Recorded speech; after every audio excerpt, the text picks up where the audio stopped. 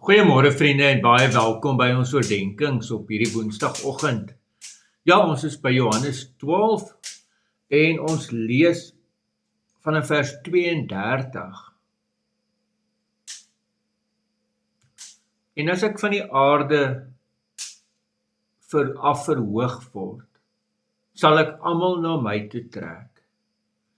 Dit het hy gesê om aan te dui met watter dood hy sal sterf.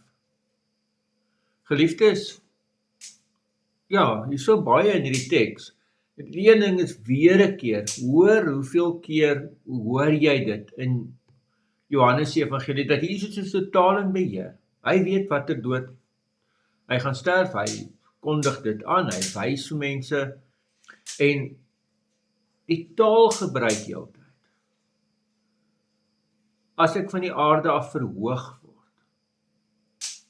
Onthou net, in hulle terme was kruisiging 'n verskriklike vernedering.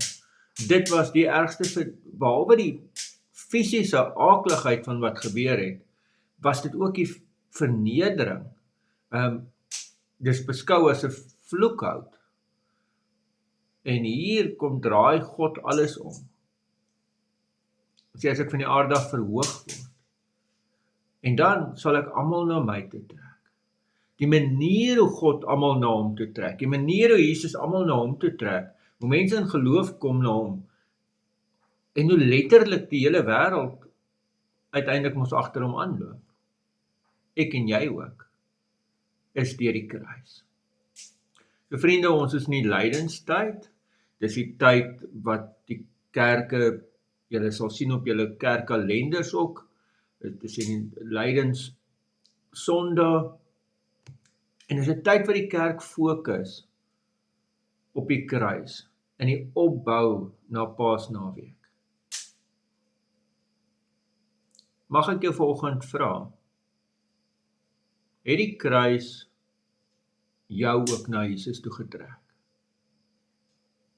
Amen. Here almagtige God, baie dankie ook vir die teks. Dankie vir die wonderlike dat ons dit mag saam lees. En ja, Here, trek ons na U toe. In die naam van ons Here Jesus Christus. Amen. Vriende, mag jy baie mooi, mag jy baie geseënde dag hê. Totsiens.